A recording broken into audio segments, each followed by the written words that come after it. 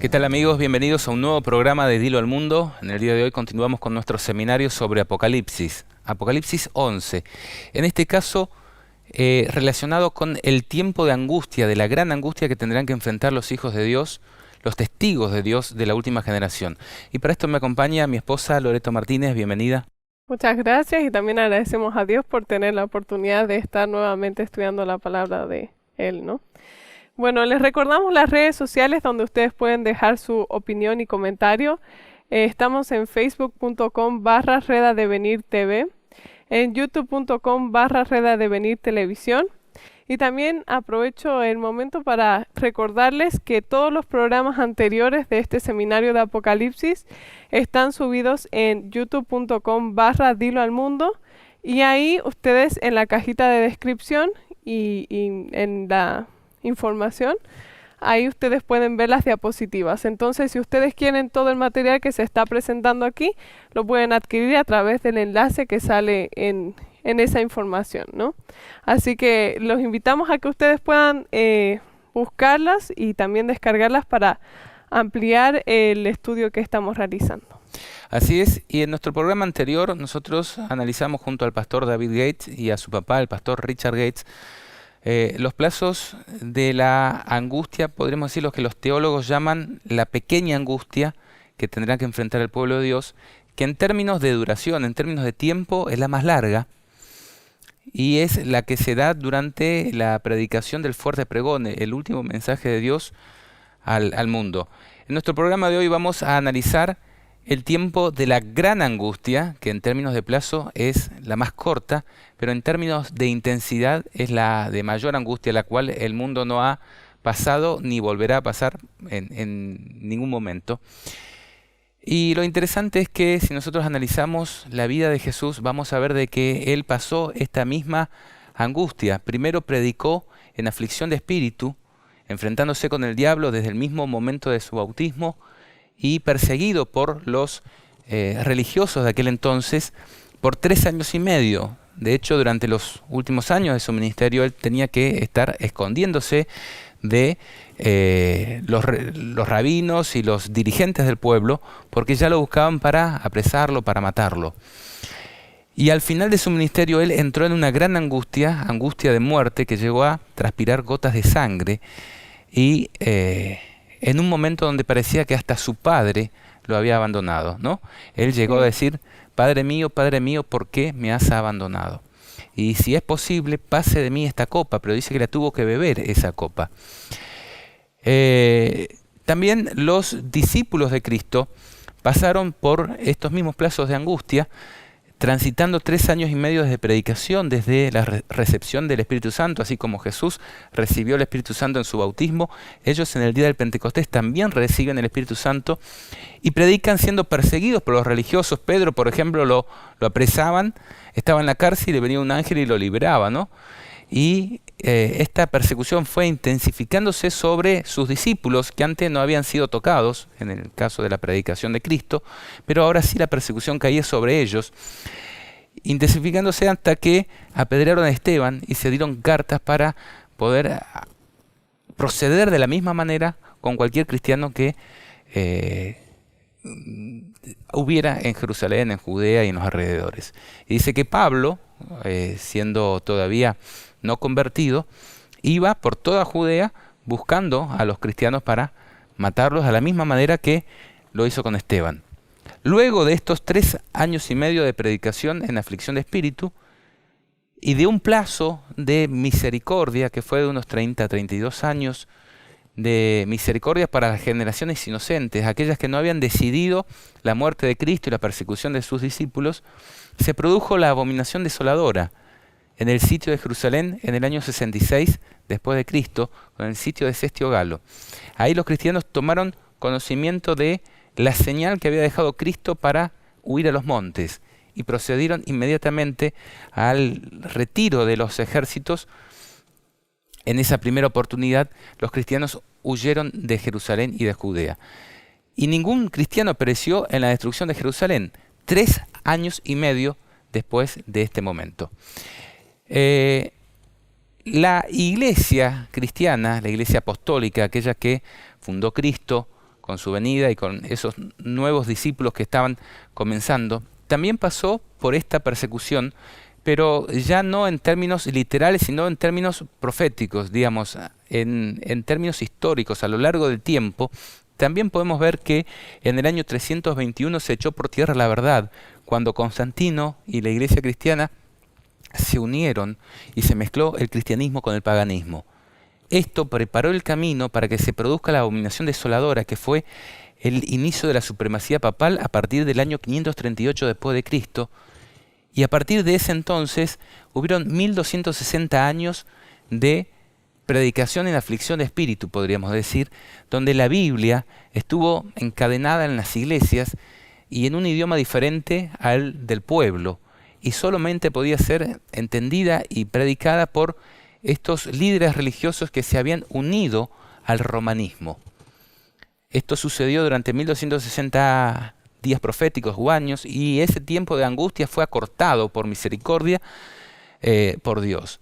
Pero en el año 1793, en medio de la Revolución Francesa, también se produjo otra gran angustia para la palabra de Dios, el decreto que la Asamblea Legislativa de Francia impuso la prohibición de la Biblia en aquel entonces. 3 años y medio después, un acto de la misma Asamblea Legislativa abolió la norma anterior.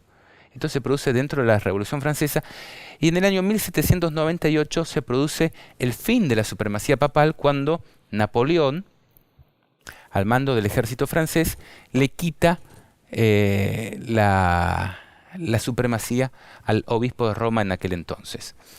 Sí, a mí me gustaría hacer un comentario que, por ejemplo, al momento de hablar de la vida de Jesús y luego hablar de la vida de los discípulos, Cristo justamente antes de ser crucificado, hizo una oración muy especial que decía, bueno, Señor, tú acompaña a los discípulos, porque él sabía que ellos iban a vivir situaciones similares a las que él estaba pasando, pero también que ellos tenían la misión de predicar y propagar el mensaje con más amplitud y con más poder del que él en ese momento podía hacerlo, ¿no?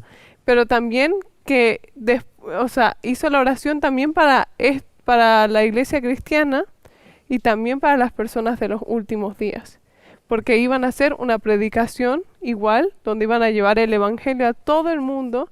Entonces es donde realmente Cristo iba a ser representado por sus discípulos actuales y en este tiempo. Y nosotros podemos ver que se vivieron etapas similares, con periodos similares. O sea, realmente los discípulos de Cristo van a caminar sus mismas pisadas.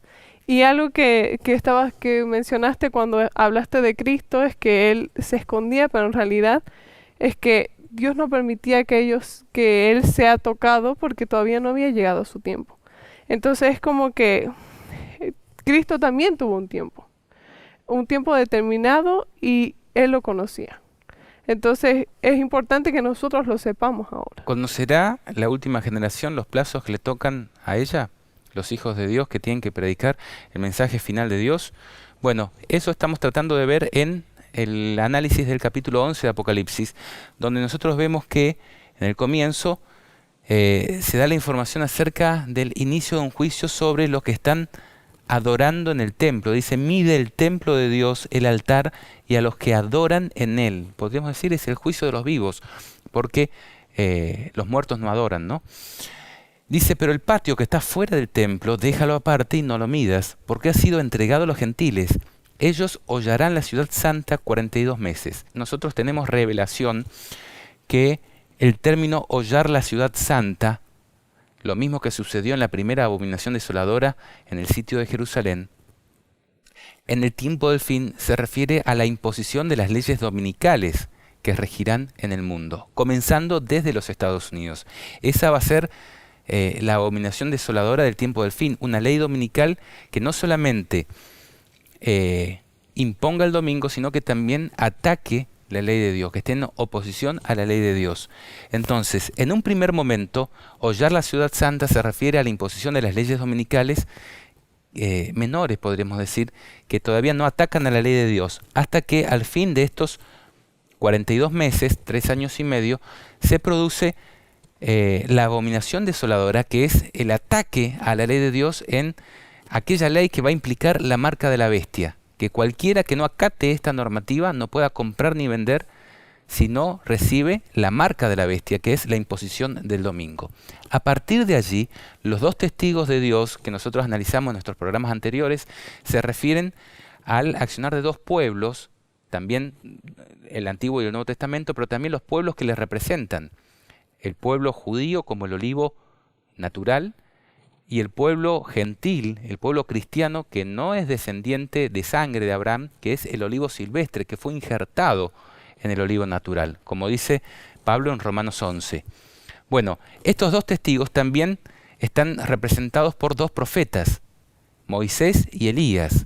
Uno que es trasladado al cielo sin ver la muerte en el caso de Elías, y otro que en la misma víspera de la tierra prometida tiene que pasar por la muerte a causa de un pecado de autoridad, podríamos decir, en relación con Dios.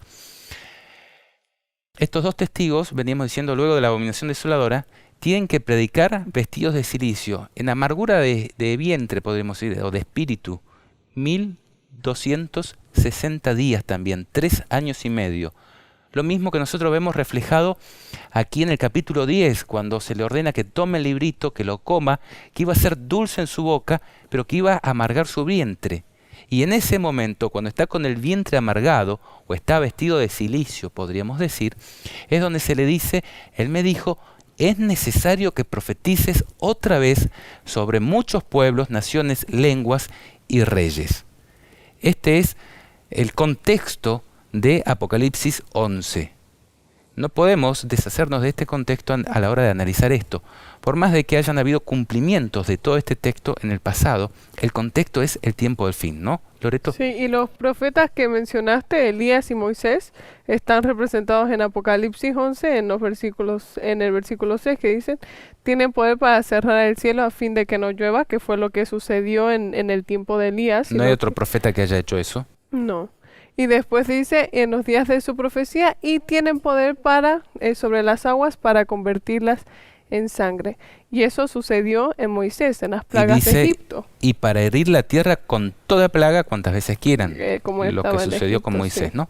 Es muy importante la historia de Moisés y entender lo que sucedió en Egipto, porque las plagas nos dan también una luz de lo que van a ser las plagas de Dios para el último tiempo, ¿no? Y el contexto que van a estar viviendo estos dos testigos del tiempo del fin. Sí. Van a estar dando su testimonio en medio de señales en los cielos y en la tierra a través de las trompetas del Apocalipsis, pero eso lo vamos a ir viendo luego.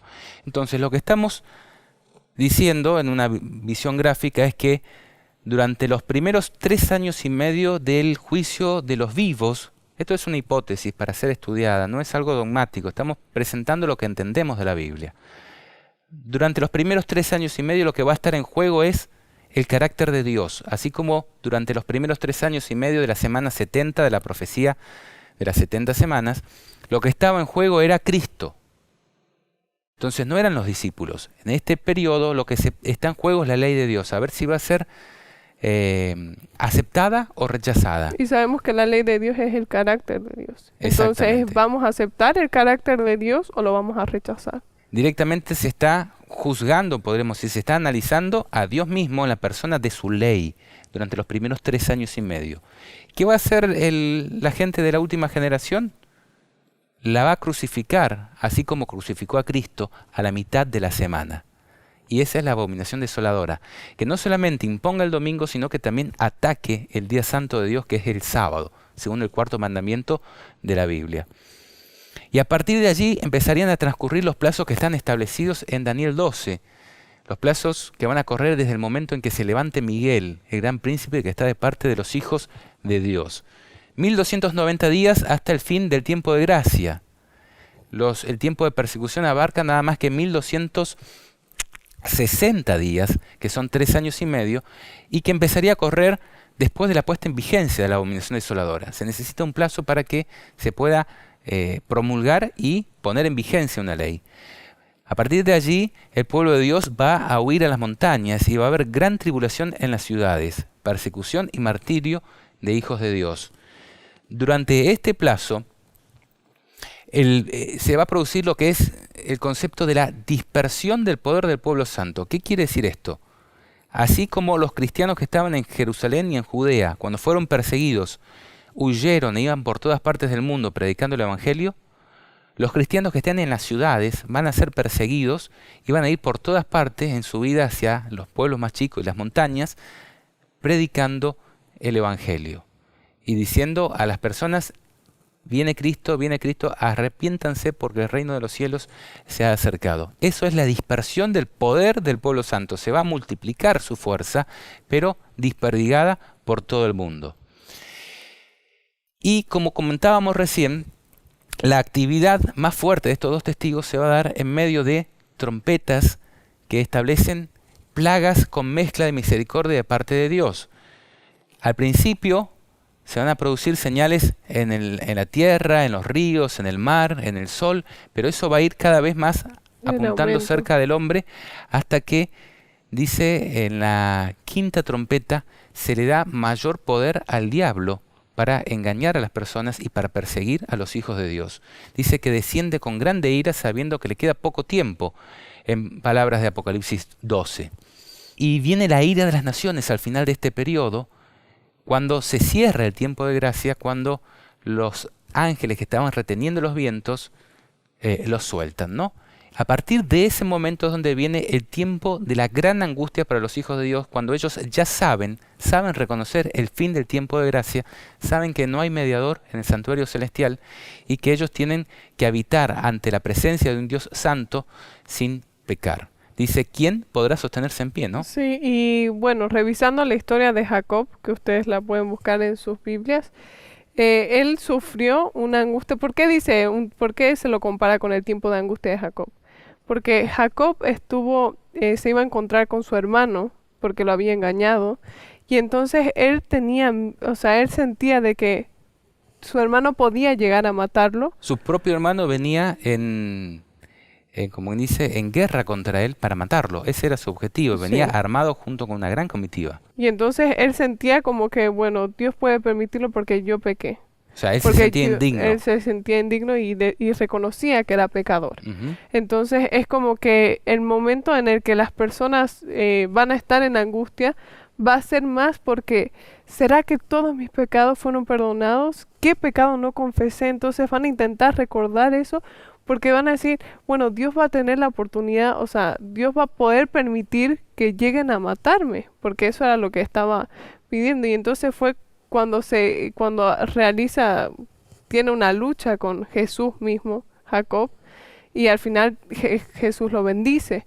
Pero es como que la angustia que se vive en esos días es para ver si realmente nosotros vamos a poder estar de pie delante de Dios en ese día grande y terrible, ¿no? Cuando todos vengan para matarnos y nuestra conciencia nos dice que somos pecadores y que cómo podremos habitar ante la presencia de un Dios santo. Pareciera, como en el caso de Cristo, de que Dios nos está abandonando. Padre mío, ¿por qué nos has abandonado? Esa misma gran angustia es la que van a tener que enfrentar los hijos de Dios de la última generación, ¿no? Los que quieran ver a Cristo regresar. Así que si tú quieres ver a Cristo regresar, no tienes que temer a todo esto. Si no, va a ser preferible, como quien dice, que caigas antes. Pero si tú tienes deseo de ver a Cristo y de ser rey con Él por la eternidad y sacerdote, tienes que tener valor, porque los valientes son los que arrebatan el reino de los cielos, e informarte de los plazos y las profecías que Dios ha dado para este tiempo, porque son de gran ayuda. Ahora, nosotros no estamos poniendo ningún tiempo, ningún plazo con este estudio. Estamos queriendo analizar los plazos que están establecidos para el tiempo de persecución de la iglesia, ¿sí? Lo que vamos a tener que aguantar y que Dios ha revelado información. Pero en su palabra Jesús dijo que si no fueran acortados estos periodos, nadie sería salvo. Entonces, no se puede establecer ninguna fecha. Ahora, hay una gran señal que Dios ha dejado en su palabra, que es la que nos va a indicar la proximidad ya con información sólida del tiempo del fin. Fíjense esta cita, dice así: por el decreto que imponga la institución del papado, o sea el domingo, en violación a la ley de Dios. No es solamente imponer el domingo, es en violación de la ley de Dios. Nuestra nación se separará completamente de la justicia. Cuando el protestantismo extiende la mano a través del abismo para asir la mano del poder romano, cuando se incline por encima del abismo para darse la mano con el espiritismo, cuando bajo la influencia de esta triple unión, nuestro país repudie todo principio de su constitución como gobierno protestante y republicano y haga provisión para la propagación de las mentiras y seducciones papales, entonces sabremos que ha llegado el tiempo en que se verá la asombrosa obra de Satanás y que el fin está cerca. Es clarísimo, las leyes dominicales son los que nos van a dar la pauta clara y cierta de que el fin está cerca, de que los plazos están empezando a correr en relación a la abominación desoladora. Dice aquí, entonces sabremos que ha llegado el tiempo en que se verá la asombrosa obra de Satanás, o sea, se le va a dar mayor poder al diablo cuando se le da la llave del pozo del abismo, y que el fin está cerca. Y no solamente eso, sino que, bueno, aquí dice cuando la imposición del domingo, pero también está atacando el sábado, la abominación desoladora, pero cuando vemos a estos tres poderes, que sería el protestantismo apóstata. Los protestantes apóstatas de Estados Unidos Sí, y de todo el mundo. Sí. El poder romano, o sea, el poder papal, y también el espiritismo. O sea, cuando veamos estas tres fuerzas actuando, también es que tenemos que ver que, o sea, vamos a ver que el tiempo del fin está cerca.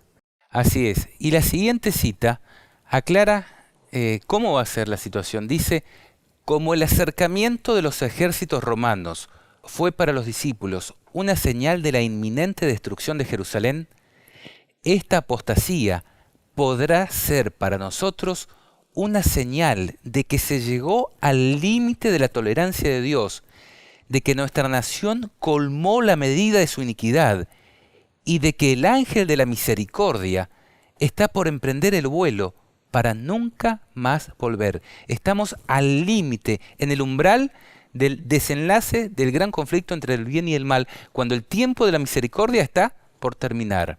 Dice, los hijos de Dios se verán entonces sumidos en aquellas escenas de aflicción y angustia de Jacob. Y como la sangre de Abel clamó desde el suelo, hay voces que claman a Dios desde la tumba de los mártires, desde los sepulcros del mar, desde las cuevas de las montañas, desde las bóvedas de los conventos, diciendo, ¿hasta cuándo, Señor, santo y verdadero, nos juzgas y vengas nuestra sangre de los que moran en la tierra? Apocalipsis 6:10. Si prestamos atención, aquí se está citando un pasaje que está en el contexto del quinto sello, el clamor de los mártires.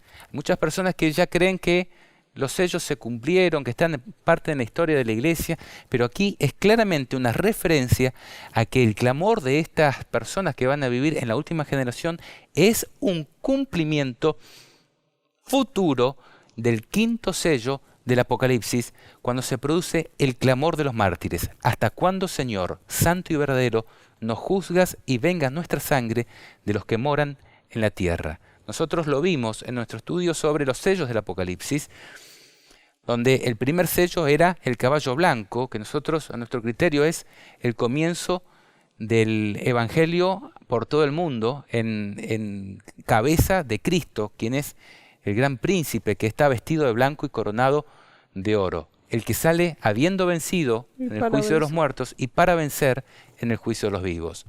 Luego iba a venir el caballo rojo, que se iba a producir la pérdida de la paz sobre la tierra, ¿no? Y que se matasen unos a otros. En el caballo negro veíamos que se multiplicaban los dolores y se produce gran hambruna en la tierra y se producen enfermedades. Y ya en el cuarto caballo dice que se llama Hades y que le sigue el sepulcro y que muere una cuarta parte de la tierra. Bueno, ahora nosotros con el coronavirus y con todo esto empiezan a haber los temores por el Apocalipsis, ¿no? Lo que describen estos sellos. Pero después de que se desenlace todas estas pestes que van a venir junto con los sellos del Apocalipsis, se va a producir el martirio de los hijos de Dios. ¿Por qué? Porque se los va a acusar de que son los causantes de todo esto.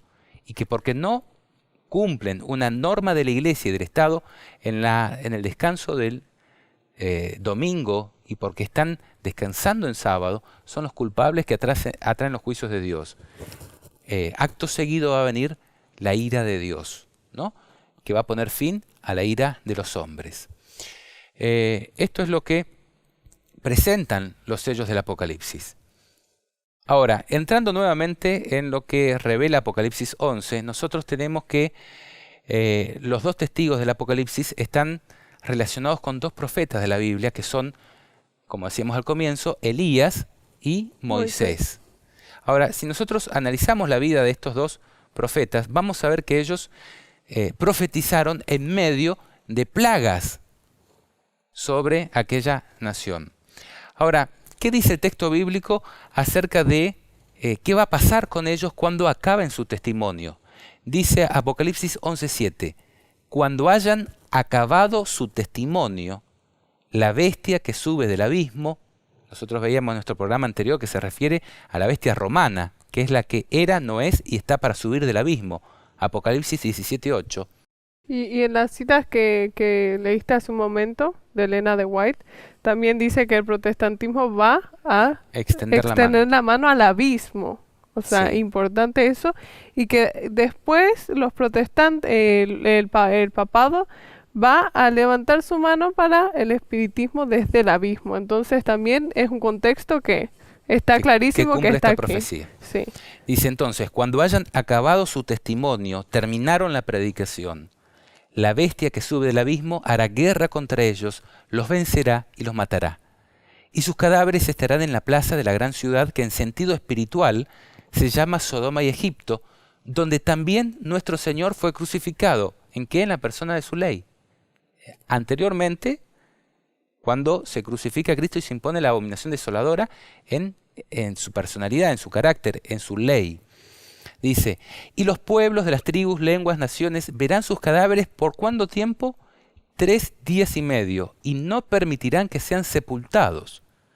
Y los moradores de la tierra se regocijarán sobre ellos y se alegrarán, y se enviarán regalos unos a otros, porque estos dos profetas habían atormentado a los moradores de la tierra. Aquí se ve reflejado esto que comentábamos recién del contexto de las plagas de las trompetas, no de las copas de la ira de Dios, porque todavía había misericordia. Pero los dos testigos profetizan en medio de tormenta sobre la tierra. Ahora nosotros leímos una cita en nuestro programa El desarrollo de las leyes dominicales junto a Enrique Rosenthal en relación a la última etapa de las leyes dominicales, que es el decreto de muerte. Dice, el decreto que se promulgará finalmente contra el pueblo remanente de Dios será muy semejante al que promulgó Asuero contra los judíos. Asuero es la historia de Esther, ¿no? Vi un edicto del que se repartieron ejemplares por distintas partes de la tierra, o sea, es un edicto a nivel mundial, el cual ordenaba que si dentro de determinado plazo no renunciaban los santos a su fe peculiar y prescindían del sábado para observar el primer día de la semana, o sea, el domingo, quedaría la gente en libertad para matarlos. Esto es precisamente lo que hizo el decreto firmado a instancias de Amán por el rey Asuero, el que establecía un día específico, el día 13 del mes duodécimo, era un día que salía de la astrología, en que se estableció para matar a todos los israelitas en el tiempo de la reina Esther, ¿no es cierto? Pero ¿quién lo iba a matar? Las personas eran autorizadas a perseguirlas y matarlos. ¿Qué hizo Dios en aquel momento? Bueno, comisionó a Esther para que realice su obra ante el rey Asuero, y éste le dio su anillo para que hagan otra ley que no podía anular la anterior, pero podía complementarla. ¿Y qué pasó? Hicieron una ley diciendo que los israelitas podían defenderse en esa oportunidad. Y ese día, en vez de ser la matanza de los israelitas, fue la gran matanza de todos los que buscaban la muerte de los israelitas. Murieron más de 100.000 personas en aquel día. Pero ninguno de los hijos de Israel. Y esto es lo que va a suceder en el tiempo del fin. El mismo día que se establezca para que las personas puedan matar a los hijos de Dios, va a ser el día en que Dios va a liberar y va a vindicar a su pueblo, y en vez de morir los que los perseguían, van a morir los que lo atacaban. Y es interesante que dice ejemplares por distintas partes de la tierra, o sea, va a estar por toda la tierra. Y ese edicto, bueno, antes tal vez se nos hacía un poco más difícil pensar, ¿cómo puede ser que se propague un edicto en toda la tierra? Pero ahora con el tema de coronavirus, nosotros estamos viendo que las mismas acciones que se están tomando en un país, se están tomando en otro país y están como que se están Y se siguen las orientaciones de organismos supranacionales. Sí, entonces es como que realmente es sorprendente y te hace ver un poco de que realmente va a haber una manera de hacerlo y de hacerlo rápido, porque vamos a estar en momentos de angustia, en el momento de tormento, cuando se va a ver la oportunidad de, bueno, vamos a dictar un edicto y se va a comenzar a multiplicar de manera rápida en distintas partes del mundo. En este caso, por ejemplo, pueden haber 3 enfermos en un país, pero se toman medidas rápidas para llegar con medidas extremas hasta cortar por lo sano, podríamos decir. Y esto es lo que va a pasar en aquel entonces. Ante la inminencia y ante haber habido mucho sufrimiento sobre la tierra, se van a tomar medidas drásticas contra el pueblo de Dios, acusándolos de que son los causantes de todas esas enfermedades y esas plagas, ¿no? Sí. Ahora, nos preguntamos, ¿qué pasó en la historia de Elías? Porque evidentemente en Apocalipsis 11 se lo nombra en el contexto, ¿no? Analicemos. Él denunció la apostasía del pueblo judío, también del rey Acab y de Jezabel. El rey Acab vendría a simbolizar el poder político, Jezabel el poder religioso corrompido, pagano. Ahora, Elías tiene que huir al desierto, a las montañas, por 3 años y medio, donde es sustentado por Dios, a través de cuervos que lo alimentan y después una viuda que no tenía ni para comer ella, Dios la utiliza para que le dé de comer al profeta Elías, sustentando milagrosamente tanto a la viuda como a Elías. Ahora, ¿qué pasó después de estos 3 años y medio? Dios puso las cosas en claro en el gran día del juicio, donde se definió la cosa, si iban a adorar a Dios o iban a adorar a los falsos dioses. Ahí se dio muerte a los profetas de Baal, pero ¿eso terminó el problema? De ninguna manera. Dice que Jezabel, la reina de Israel, que era pagana, se encendió en ira contra el profeta y juró que al día siguiente daría muerte al profeta de Dios. Esto hizo entrar en gran angustia a Elías, el profeta que había sido con gran valentía y que había ordenado, por ejemplo, 2 veces que descienda fuego del cielo y queme a un escuadrón entero de personas que venían para buscarlo. De repente tiene una gran angustia, angustia de muerte, lo vamos a estar leyendo enseguida, y tiene que huir nuevamente a las montañas, ¿no? En este momento, Dios se encuentra con él, lo fortalece y lo capacita para transitar otros 40 días en angustia, pero 40 días y 40 noches atravesando el desierto hasta el monte Horeb para encontrarse con Dios. Luego de esto, tiempo después, no sabemos cuánto, Elías es trasladado al cielo sin pasar por la muerte. ¿Será que los redimidos de la última generación van a tener una experiencia parecida a esta? Ahora, ¿qué pasó con Moisés? Moisés también tuvo que salir de Egipto, podríamos decir, sacar al pueblo de la esclavitud del pecado, y pasaron un tiempo de muchas plagas sobre la tierra, donde sale vencedor. Pero después, en los 40 días de su transitar por el desierto, que se terminan convirtiendo en 40 años, por la dureza de los corazones de ese pueblo, pero en 40 días podrían haberlo transitado y haber entrado a la tierra prometida, Moisés comete un pecado. Y al final de estos 40 años, viendo la tierra prometida con sus propios ojos, no puede entrar en ella, sino que tiene que pasar por la muerte. Justamente el mismo plazo, 40, entre Elías y Moisés. Ahora, volvamos a la historia de Elías. Dice la Biblia en 1 Reyes 19:1. Acab dio a Jezabel las nuevas de todo lo que Elías había hecho y de cómo había matado a espada a todos los profetas de Baal, ¿no? Entonces envió Jezabel a Elías un mensajero diciendo: así me hagan los dioses y aún me añadan, si mañana a estas horas yo no he puesto a tu persona como la de uno de ellos. Viendo pues el peligro, se levantó y se fue para salvar su vida. Y vino a Berseba, que estaba en Judá, y dejó allí a su criado. Y él se fue por el desierto un día de camino. Y vino y se sentó debajo de un enebro, y deseando morirse, dijo: basta ya, oh Jehová, quítame la vida. En palabras de Jesús podríamos decir: Señor, si es posible, pase de mí esta copa, ¿no? Pues no soy yo mejor que mis padres. Es un contexto en donde él está con gran angustia de muerte, pero se siente indigno, pecador. Y echándose debajo del enebro, se quedó dormido. Y aquí luego un ángel le tocó y le dijo: levántate y come. Entonces él miró y aquí a su cabecera una torta cocida sobre las ascuas y una vasija de agua. Y comió y bebió y volvió a dormirse. Y volviendo el ángel de Jehová la segunda vez, le tocó diciendo: levántate y come, porque largo camino te resta. Se levantó pues y comió y bebió, y fortalecido con aquella comida, caminó 40 días y 40 noches hasta Horeb, el monte de Dios. Allí se metió en una cueva, donde pasó la noche, y vino a él palabra de Jehová, el cual le dijo: ¿qué haces aquí, Elías?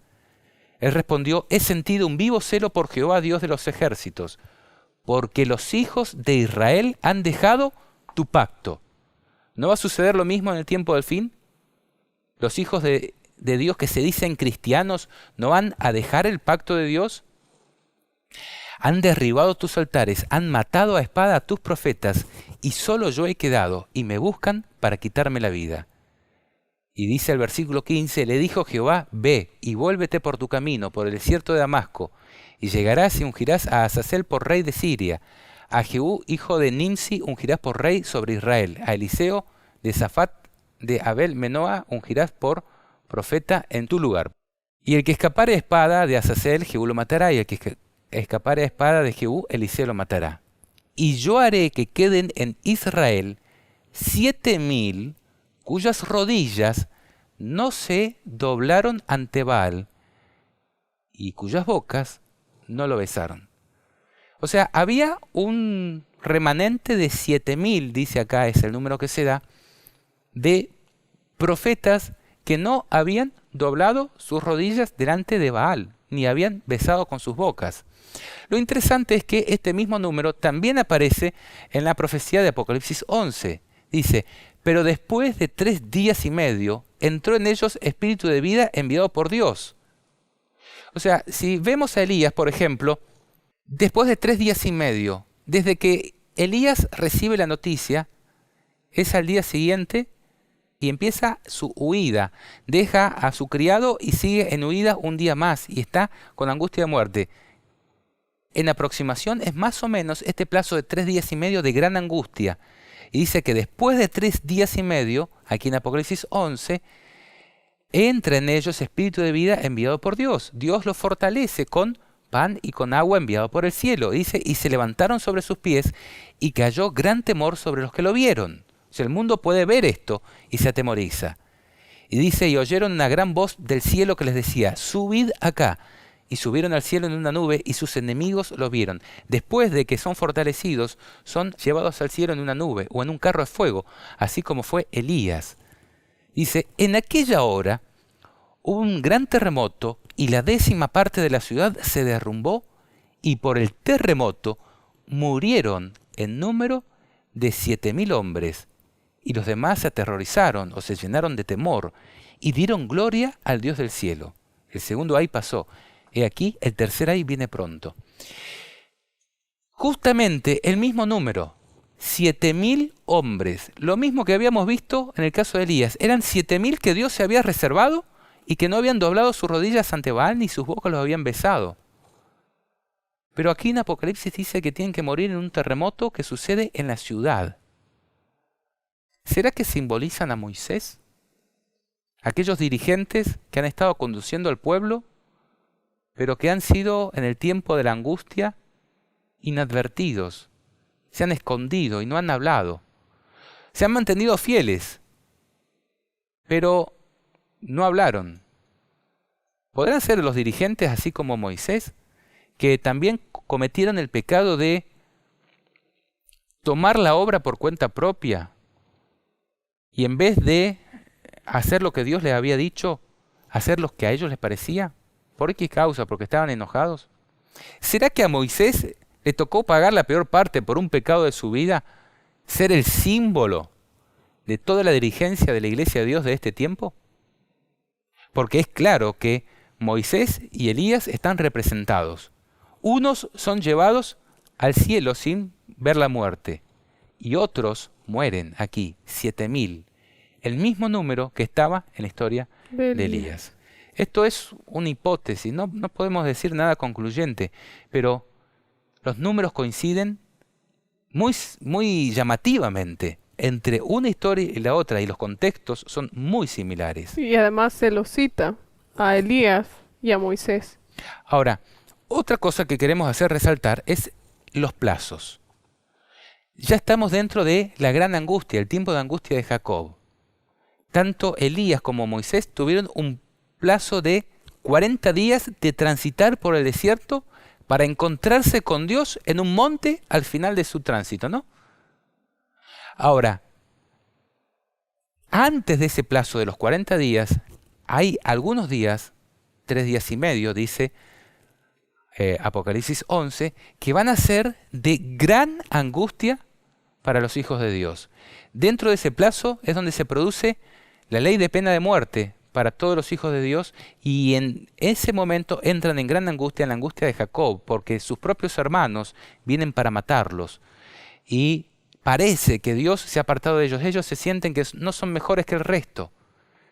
Y es el gran angustia donde al cabo de esos 3 días y medio de muerte, podríamos decir, espiritual, son fortalecidos por Dios y a partir de allí transitan 40 días y 40 noches por el desierto para encontrarse con Dios al final de este periodo. Al final de este periodo profético nosotros vimos que en Apocalipsis 10 se presenta un ángel pisando sobre el mar y sobre la tierra, sobre pueblos, muchedumbres, naciones y lenguas, y sobre tierras deshabitadas, sobre la bestia que sale del mar y sobre la bestia que sale de la tierra. Él pisa sobre ellos y jura que el tiempo profético no sería más. Y en ese momento truena el cielo con la voz de Dios que anuncia el día y la hora de la segunda venida de Jesús y fortalece nuevamente a su pueblo. O casualidad, cuando Elías transita el desierto 40 días y 40 noches, se encuentra con Dios. Y dice que primero pasa un gran viento destructor, que se quebraban los montes y las peñas, pero Jehová no estaba en ese viento. Pasa un gran fuego, y Jehová no estaba en ese fuego, hasta que llegó una brisa suave y serena, y dice Jehová estaba en esa brisa. Esto es lo que va a suceder en el tiempo del fin. Los elementos van a estar siendo trastocados, mas Dios no va a estar donde están trastocándose los elementos. Dios está acompañando con una suave brisa a los hijos de Dios previo a la partida para el cielo, ¿no? Y algo que me llama la atención también es que cuando estabas mencionando el tema de Elías, la historia de Elías y estaban los plazos, había un periodo que no se sabía cuánto tiempo era hasta que él ascendió al cielo en un carro de fuego. Ya que no se sabe cuánto tiempo es hasta que vamos a poder ver a Cristo volver y vamos a ascender al cielo. Bueno, Dios quiera que podamos estar en ese grupo, a poder vivir con Él eternamente.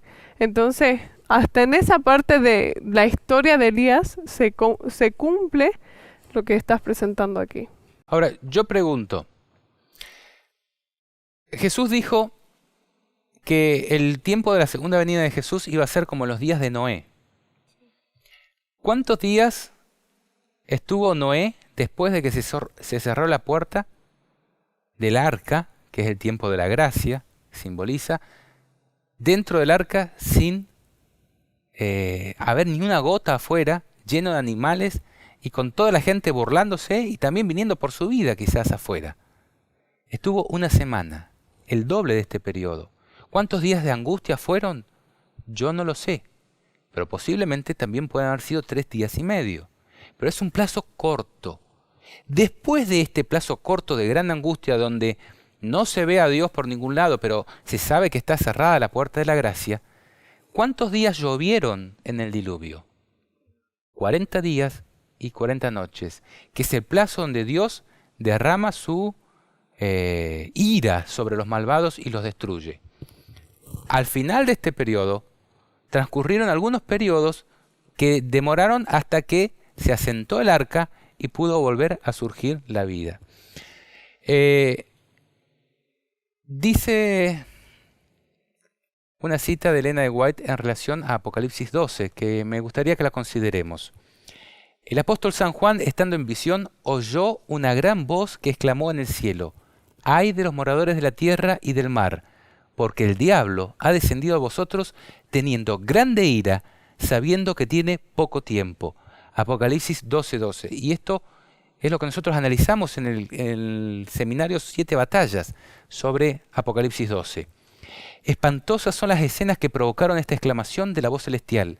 La ira de Satanás crece a medida que se va acercando al fin, y su obra de engaño y destrucción culminará durante el tiempo de angustia.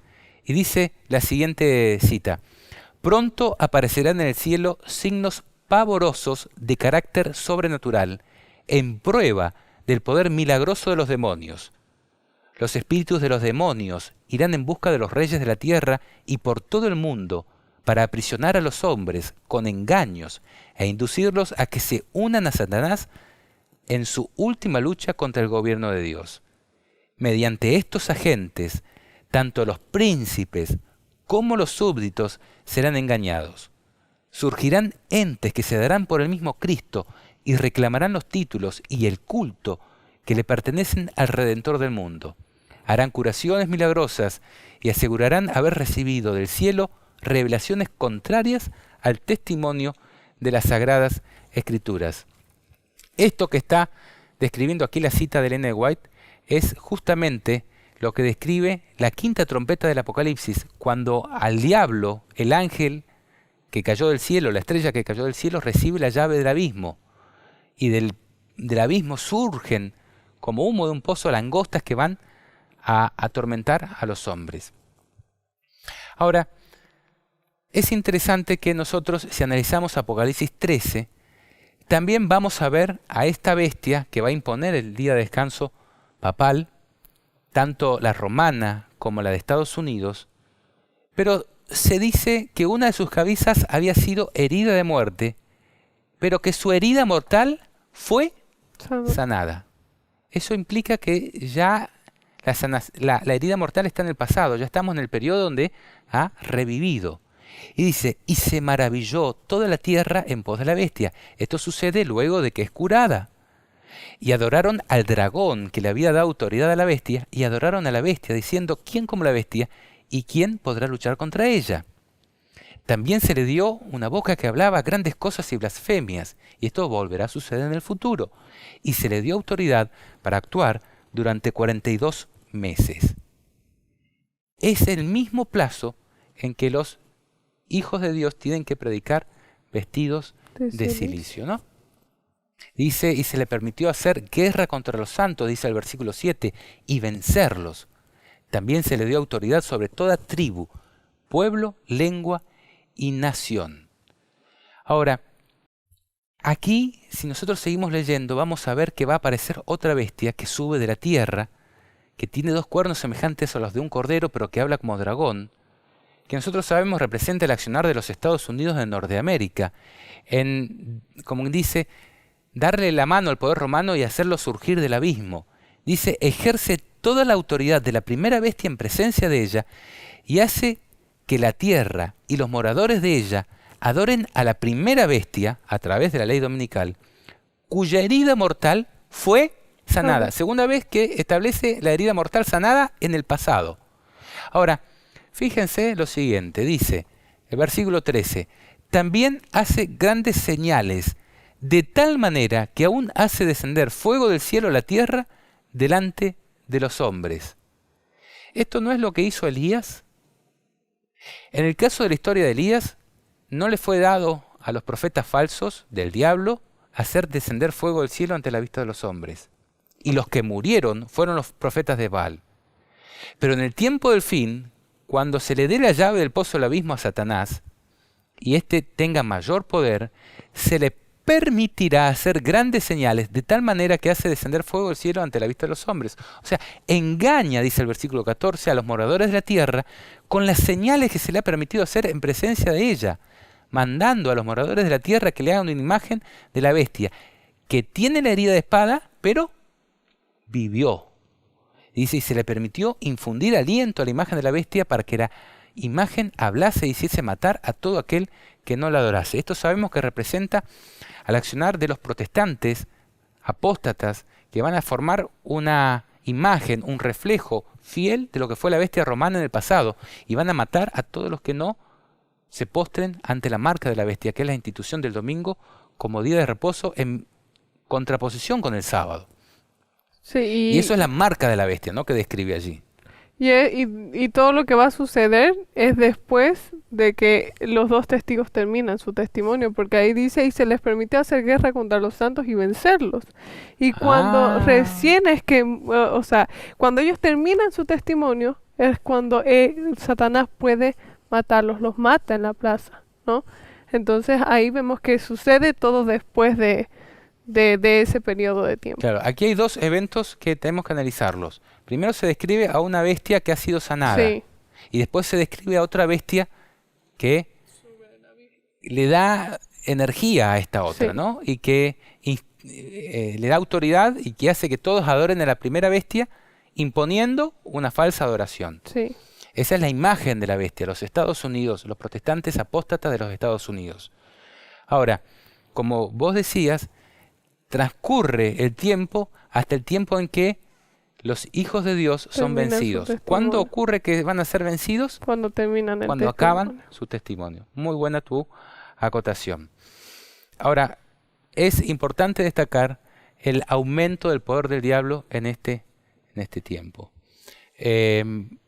Pero no solamente el diablo se va a levantar en grande autoridad en este tiempo. La Biblia dice que será un tiempo de gran angustia como nunca fue por todo esto, pero que en aquel tiempo se levantará Miguel, el gran príncipe que está de parte de los hijos de tu pueblo. Y para esto nos gustaría compartir algunas citas que se encuentran en el libro El conflicto de los siglos de Ellen G. White, en el capítulo titulado El tiempo de angustias, el capítulo 40.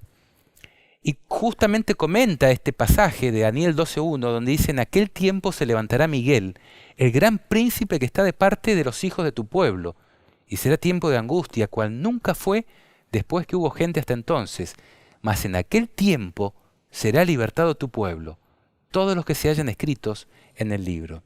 Y a continuación sigue diciendo, cuando termine el mensaje del tercer ángel, la misericordia divina no intercederá más por los habitantes culpables de la tierra. El pueblo de Dios habrá cumplido su obra. Cuando hayan acabado su obra, decíamos, ¿no? Sí.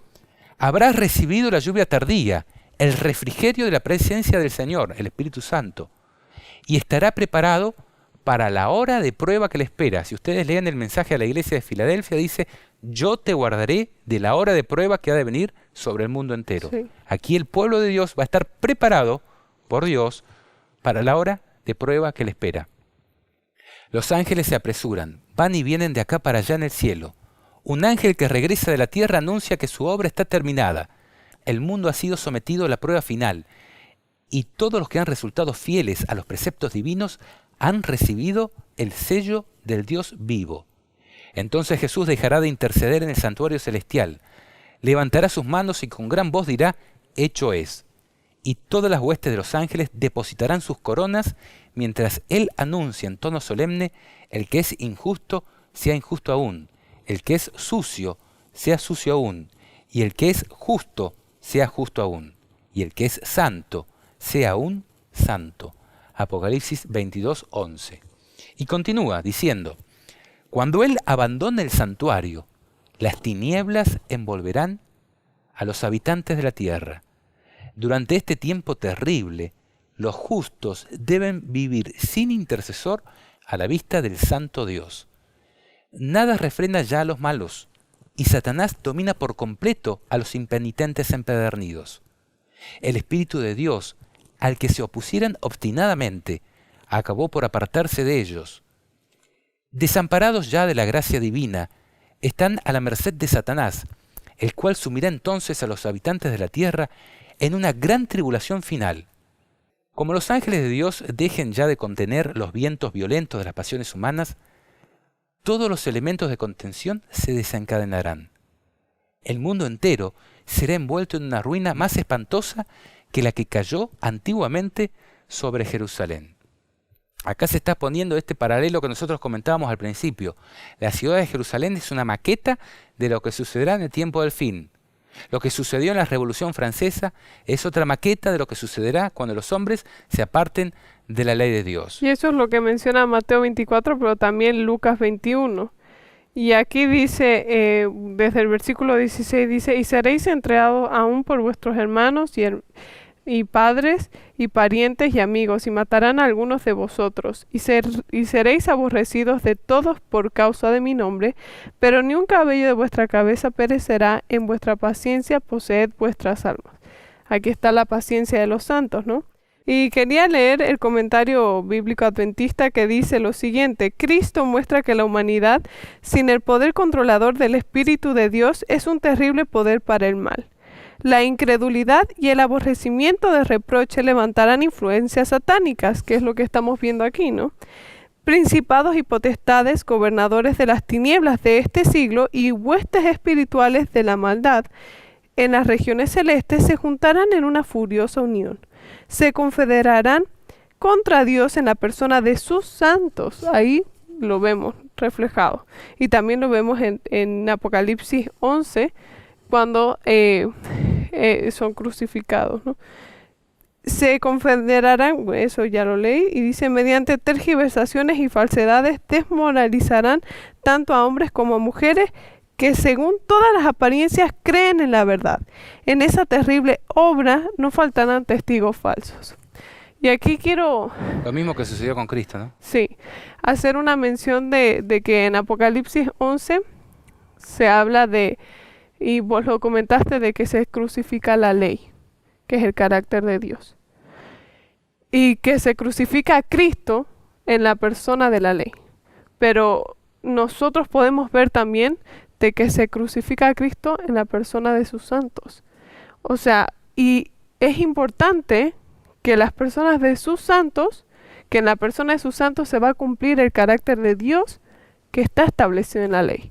Entonces nosotros tenemos que hoy comenzar a vivir bajo la ley de Dios, porque eso nos va a permitir vivir bajo el carácter de Cristo, que nosotros tenemos que representarlo al mundo en esta generación, que está en terrible confusión y en todo lo que está sucediendo.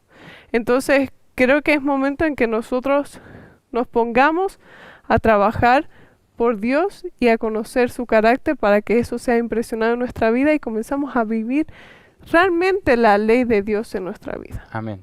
Y eso es lo que va a venir a continuación en esta cita que estamos leyendo. Dice, los que honran la ley de Dios han sido acusados de atraer los castigos de Dios sobre la tierra. Aquí podemos ver de que en este momento ya han habido castigos de Dios sobre la tierra. Y se los mirará como si fueran la causa de las terribles convulsiones de la naturaleza y de las luchas sangrientas entre los hombres que llenarán la tierra de aflicción. El poder que acompañe la última amonestación enfurecerá a los malvados. Su ira se ensañará contra todos los que hayan recibido el mensaje, y Satanás despertará el espíritu de odio y persecución en un grado de intensidad aún mayor. Aquí esta cita es clara en relación a que cuando se acabe la gracia, ya han habido un montón de llamados de atención a través de hechos y convulsiones en la naturaleza y en luchas sangrientas entre hombres.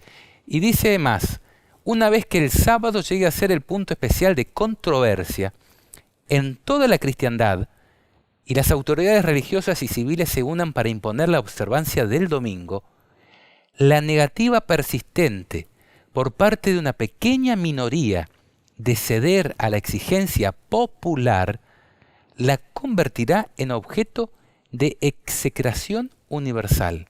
O sea, la van a poner como objeto de burla, de crítica, de juicio para esas personas, universal, dice.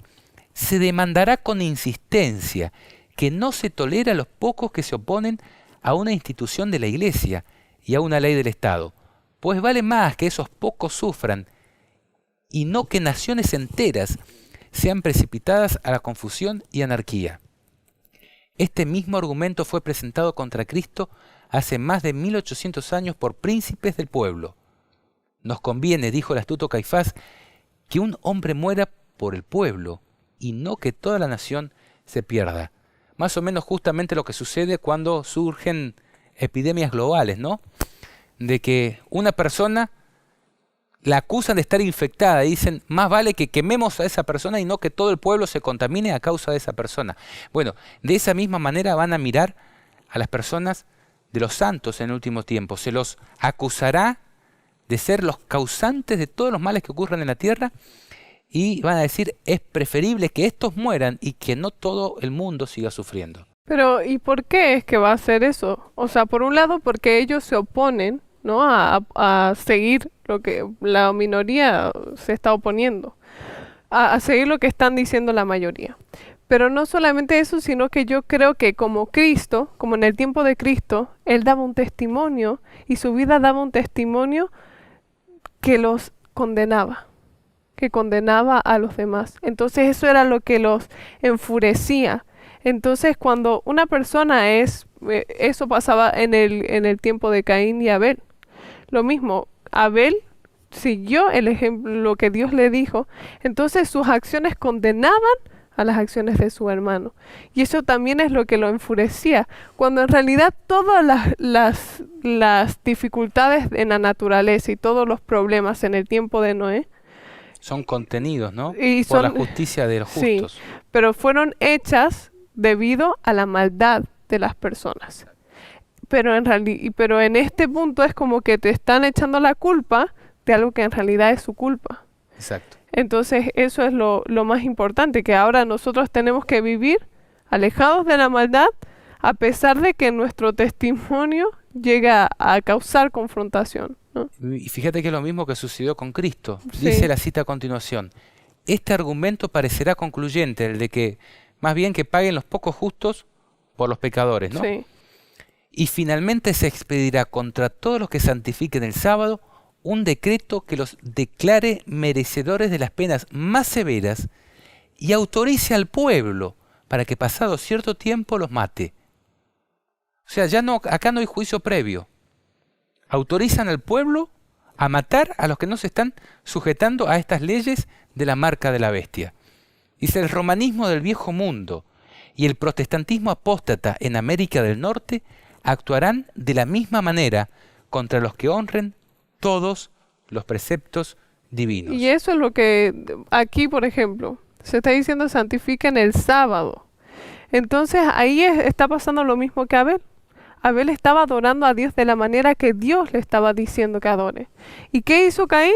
Tuvo deseo de matarlo. Entonces aquí ya, y es terrible lo que dice, porque imagínense que cualquier persona puede venir a matarte, a quitarte la vida. Las turbas enfurecidas, sí, atizadas por los medios de comunicación y los gobiernos, diciendo que esos pequeñas minorías son los culpables, y una turba enfurecida que no tenga el poder refrenador del Espíritu Santo en su corazón. Y no hay nada que te proteja. Son como demonios. O sea, realmente no hay nada, no hay ninguna ley humana que te proteja. Simplemente la dependencia de Dios. Continúa este capítulo diciendo, el pueblo de Dios se verá entonces sumido en las escenas de aflicción y angustia descritas por el profeta y llamadas el tiempo de la apretura de Jacob. Porque así ha dicho Jehová, dice la Biblia, hemos oído voz de temblor, espanto y no paz. Hanse tornado pálidos todos los rostros. Ah, cuán grande es aquel día, tanto que no hay otro semejante a él. Tiempo de angustia para Jacob, mas de ella será librado. Justamente lo mismo que estamos analizando. Y dice, mientras Satanás acusa al pueblo de Dios haciendo hincapié en sus pecados, el Señor permite probarlos hasta el extremo. Lo mismo que sucedió con Jacob, ¿no? Satanás lo acusaba de sus pecados y el Señor parecía que se retiraba. Permite probarlos hasta el extremo. Y es el tiempo cuando los hijos de Dios se tienen que afirmar por la fe en Cristo y no soltarlo, porque de esa manera van a salvar sus almas. Dice, su aflicción es grande. Las llamas del horno parecen estar a punto de consumirlos, pero el refinador los sacará como oro purificado por el fuego. El amor de Dios para con sus hijos durante el periodo de su prueba más dura es tan grande y tan tierno como en los días de su mayor prosperidad. Pero necesitan pasar por el horno de fuego. Debe consumirse su mundanalidad para que la imagen de Cristo se refleje perfectamente en ellos, ¿no? Entonces, aquí ya han tenido que llegar los hijos de Dios, vamos a ver, a un estado de impecabilidad, o sea, no pecar, porque están sin intercesor ante la vista de un Dios santo. Sí, porque ya los justos siguen siendo justos y los injustos claro. injustos. Ahora, para que ese estado en ellos sea perpetuo y no haya riesgo para el cielo de que esas personas sean introducidas en un ambiente santo, donde no hay pecado, tienen que pasar por un horno que va a quemar todos sus deseos y todas sus impurezas, todas sus inclinaciones pecaminosas. Ese horno es la gran angustia por la que Dios permite que ellos pasen. Y dice ella, ahora, mientras nuestro gran sumo sacerdote está haciendo propiciación por nosotros, mientras Jesús está perdonándonos en el santuario celestial, debemos tratar de llegar a la perfección en Cristo. Clarísimo. Debemos tratar de llegar a la perfección en Cristo. Nuestro Salvador no pudo ser inducido a ceder a la tentación, ni siquiera en pensamiento. Cristo declaró al hablar de sí mismo, viene el príncipe de este mundo, mas no tiene nada en mí. Juan 14:30. Satanás no pudo encontrar nada en el Hijo de Dios que le permitiese ganar la victoria. Cristo guardó los mandamientos de su Padre y no hubo en él ningún pecado de que Satanás pudiera sacar ventaja. Y repite, esta es la condición en que deben encontrarse los que han de poder subsistir en el tiempo de angustia. Una situación exactamente igual a la de Jesús, donde el diablo no te puede acusar de ningún pecado. Los pecados pasados han sido perdonados, pero a partir del cierre de la gracia no podés tener ningún pecado. Y es interesante que esas palabras, viene el príncipe de este mundo, mas no tiene nada en mí, fueron dichas el día antes, la noche antes de que Cristo fue crucificado. En el tiempo de gran angustia de Jesús. Entonces, cuán importante tiene que ser para nosotros eso. Así es. Ahora, nosotros aquí vemos entonces que en el tiempo del fin, el aumento de los poderes de las tinieblas irá en aumento. Y que Dios va a permitir que sus hijos sean probados hasta el extremo, en el punto donde ya no tienen intercesor, no tienen nadie a quien les perdone. Pero es importante volver a repetir de que todo este estudio no es para poner fechas, porque estos plazos pueden ser acortados y está en la potestad de Dios. Si nosotros volvemos sobre Mateo 24, vamos a ver de que Jesús describe todo esto, de que serán entregados a tribulación y muerte, que habrá traición, pero el que persevere hasta el fin, bienaventurado el que llegue hasta tanto tiempo, dice Daniel, ¿no? Y también la paciencia. Claro. Dice, esta buena noticia del reino será proclamada en el mundo entero. Es necesario que profetices otra vez, se dice en Apocalipsis. Y ahí habla de la abominación desoladora, de la huida de las montañas.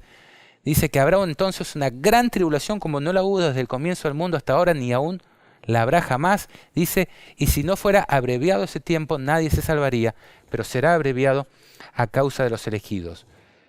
Y dice, inmediatamente después de esa tribulación, el sol se oscurecerá, la luna dejará de brillar, las estrellas caerán del cielo, los astros se conmoverán. Esto tiene que ocurrir en el tiempo de gran angustia. Ha ocurrido algo paralelo en el pasado que nos anuncia lo que pasará, pero esto se tiene que cumplir todavía en los días finales. Ahora, ¿por qué Dios va a acortar el tiempo? Se dice que Dios acortará el tiempo en justicia. Bueno, hay una explicación y la profeta de la Iglesia Adventista nos dice lo siguiente. Los centinelas celestiales, fieles a su cometido, siguen vigilando. O sea, aunque Dios no intercede más en el santuario celestial, sus ángeles siguen custodiando al pueblo de Dios.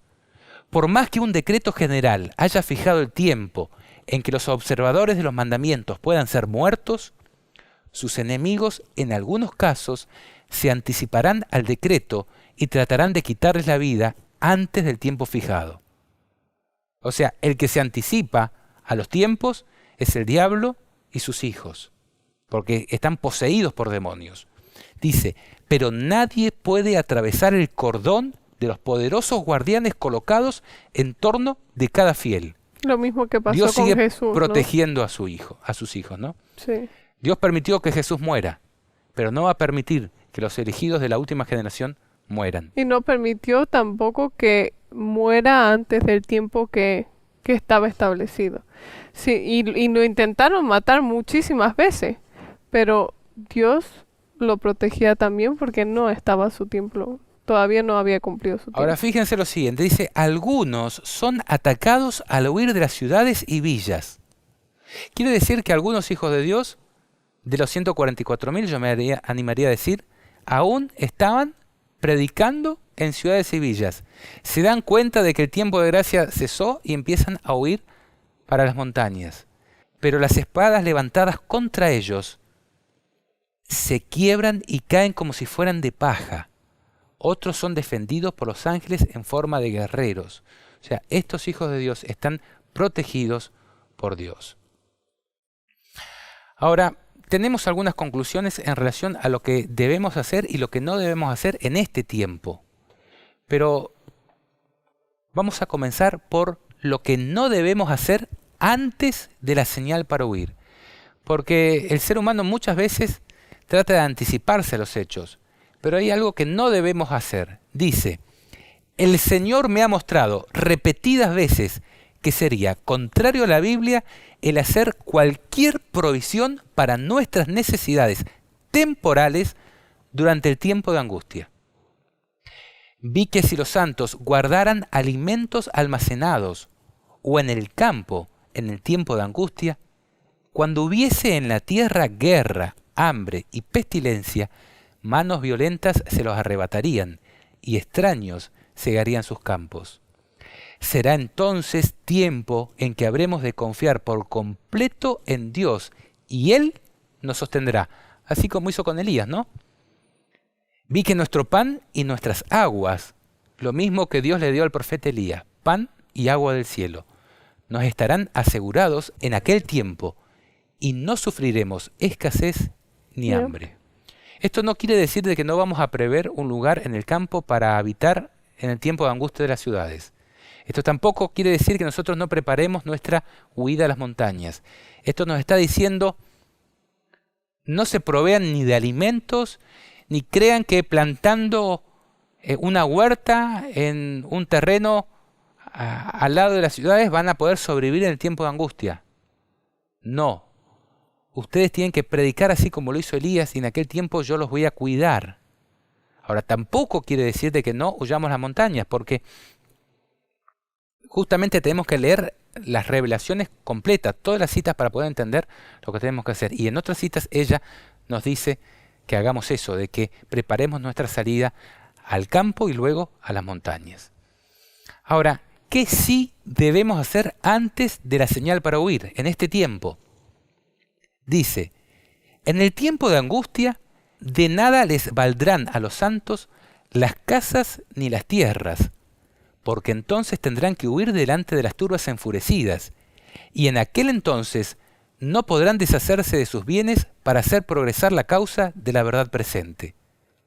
Me fue mostrado que la voluntad de Dios es que antes que venga el tiempo de angustia, los santos se libren de cuanto los estorbe y hagan pacto con Dios por medio de sacrificio. Si ponen sus propiedades sobre el altar y preguntan fervorosamente a Dios cuál es su deber, les enseñará cuándo habrán de deshacerse de aquellas cosas. Entonces estarán libres en el tiempo de angustia y no habrá trabas que los detengan. Hay muchas personas que tienen muchas posesiones, muchas propiedades, que no les van a servir de nada y van a ser como una montaña que caiga sobre ellos si todavía las continúan teniendo en el tiempo de angustia. Y que los van a atar a ellas porque les va a dar dolor desprenderse de ellas.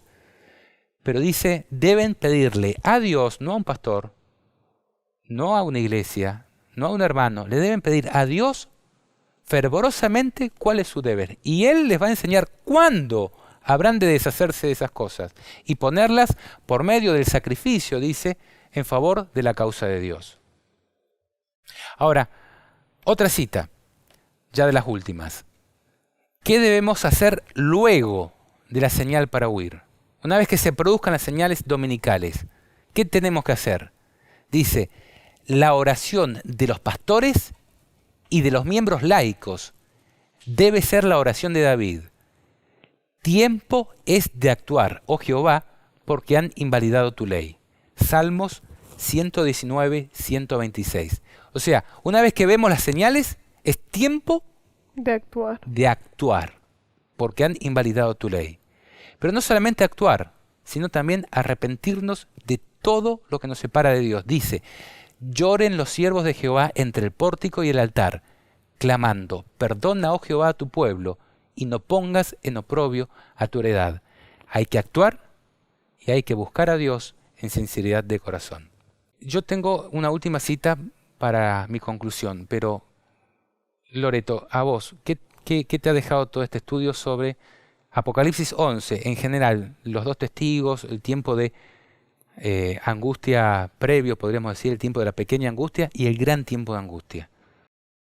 Bueno, yo creo que Apocalipsis 11 es maravilloso, que muchas veces, bueno, algo que una cita de Elena que leímos es que necesitamos ver lo que va a pasar en las ciudades estudiando fervorosamente Apocalipsis 11 y 18, y uno se pregunta, ¿y qué dice sobre las ciudades? Pero después, cuando uno puede ver todo lo que nosotros vimos, vemos realmente que va a haber angustia, que para los hijos de Dios, que van a comenzar a pasar las trompetas con todas las plagas y el castigo de Dios ya va a ir yendo en aumento. Entonces van a pasar muchas cosas en este mundo que ahorita, en este momento, las estamos viendo también. Y creo que es momento de que nosotros podamos ser fieles a Dios, a su ley en este momento. Que busquemos pedirle perdón a Cristo, que busquemos pedirle perdón por todos nuestros pecados y decirle, Señor, escudriña mi corazón y ayúdame a ver cuáles son las cosas que tengo que cambiar para ser perfeccionados en Cristo, como decía la cita. Y también ayúdame a serte fiel, porque nosotros muchas veces cuando estamos en un momento así difícil económicamente, físicamente o cualquier tipo de debilidad que tengamos, es fácil para nosotros decir, pero Dios me va a perdonar si yo no guardo el sábado correctamente. Y Él entiende que yo necesito trabajar, que yo necesito dinero. Si nosotros en este tiempo estamos dispuestos a sacrificar la ley de Dios por nuestros bienes temporales, ¿cómo va a ser cuando estén buscando por nuestra vida? ¿Cómo va a ser cuando realmente esté la ira de los hijos? No solamente en nuestra vida, sino a veces la de nuestros hijos. Sí. Cuando esté la ira de Satanás y sobre nosotros y buscándonos, creo que va a ser muy fácil decir, bueno, yo voy a seguir lo que dice los hombres y Dios me va a seguir perdonando, sí, cuando en realidad en el cielo se ha cerrado la gracia, ¿no? Entonces creo que mi conclusión sería que es increíble todo lo que Dios dejó escrito, que si Dios nos dejó plazos establecidos que pudimos entenderlos mejor, yo llamo a la gente que pueda estudiarlos por su propia cuenta, que no se quede con lo que nosotros presentamos, sino que estudie y escudriñe. Y nosotros, al saber los plazos, vamos a tener esperanza también, porque decimos, bueno, no va a pasar de este tiempo hasta que Dios haga algo. O nosotros vamos a saber en qué momento actuar, en qué momento hacer las cosas que tenemos que hacer, en qué momento salir a predicar, en qué momento, a pesar de que todas las circunstancias se ven completamente en contra de nosotros, es cuando Dios nos está diciendo, es la oportunidad de que prediques. Entonces, nosotros necesitamos buscar la fidelidad a Dios en este momento, buscar perfeccionar nuestro carácter en Cristo, y el Espíritu Santo va a hacer esa obra que nosotros no podemos hacer, y va a ser mucho más fácil de lo que nosotros creemos si nosotros se lo dejamos en sus manos, y que nosotros tenemos que actuar ahora y buscar que Dios pueda limpiar esas imperfecciones que tenemos, y también que nos ayude a estudiar su palabra con más fervor, porque Él tiene mucho más que revelar a su pueblo, y no desesperar por las situaciones que estamos viviendo en este mundo, sino que ahora afirmarnos más y decir, bueno, es la oportunidad que tengo de predicar que el Apocalipsis se está cumpliendo.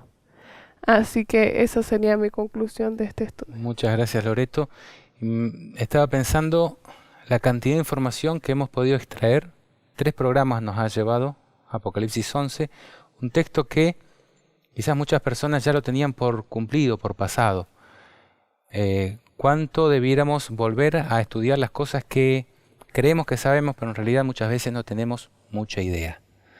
Y la cantidad de información que Dios ha dejado en el Apocalipsis para nuestra generación. Es tiempo de poner las barbas en remojo y volver a estudiar la Biblia con renovado fervor. Dice Elena de White, Dios quiere que la verdad probadora se destaque al frente y llegue a ser tema de examen y discusión, aunque sea por el desprecio que se le imponga. Deben agitarse los espíritus. Toda controversia, todo oprobio y toda calumnia serán para Dios el medio de provocar investigación y despertar las mentes que de otra manera dormitarían. Aquí dice, deben agitarse los espíritus. La verdad probadora debe destacarse al frente. Mi pregunta es, ¿estás cumpliendo este mandato? ¿Estás destacando la verdad probadora al frente, aunque tengas riesgo de padecer crítica o persecución por parte de hermanos tuyos? Dios quiere que la verdad se destaque al frente, y la oportunidad está pasando. Vos, ¿qué estás haciendo?